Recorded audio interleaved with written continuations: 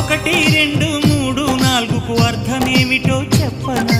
చెప్పుకో త్వరగా చెప్పుకో.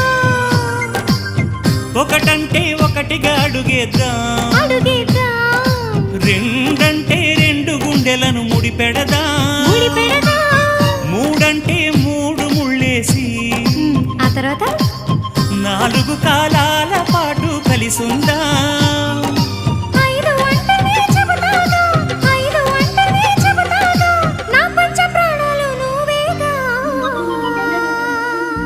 అమ్మావు ఇల్లు ఈగ చదివానాడు, ప్రేమ వలపు మనసు మమత చదివాయినాడు.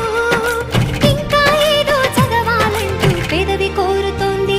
భలేగా కొత్త చదువు చదువు, ఇలా నా ముద్దు కవిత చదువు, చెలి మురిపాల కథలు చదువు.